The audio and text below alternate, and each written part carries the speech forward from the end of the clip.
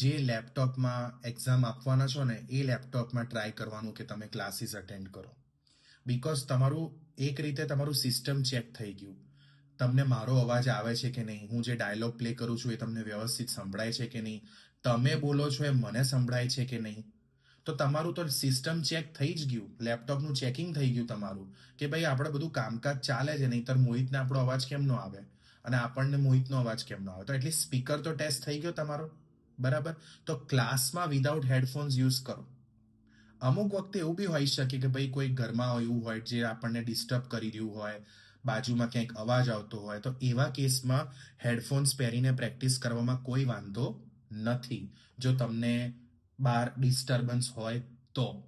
But જો તમે શાંત માહોલમાં પ્રેક્ટિસ કરો છો ઘરે અને કોઈ અવાજ નથી, કોઈ ડિસ્ટ્રેક્શન નથી, મતલબ ડિસ્ટર્બ કરવા વાળું વ્યક્તિ નથી, તો હેડફોન્સ ના પહેરતા, કારણ કે એક્ઝામમાં હેડફોન્સ અલાઉડ નથી.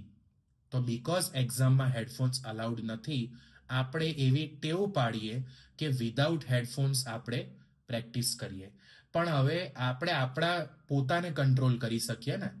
આપણે બાજુવાળાને તો ફ્રાઈડે નાઇટ છે તો કંટ્રોલ કરી ના શકીએ, એ તો ભાઈ એનું મ્યુઝિક વગાડીને ધમ કરશે, બરાબર. તો આપણે એને કશું કહીએ એના કરતા તો એરપોર્ટ્સ પહેરીને શાંતિથી પ્રેક્ટિસ ના કરીએ.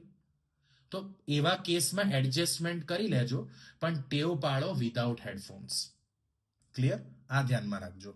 પણ હા, એક્ઝામમાં હેડફોન્સ બિલકુલ અલાઉડ કોઈ પણ પ્રકારના નથી, એ લખી નાખજો.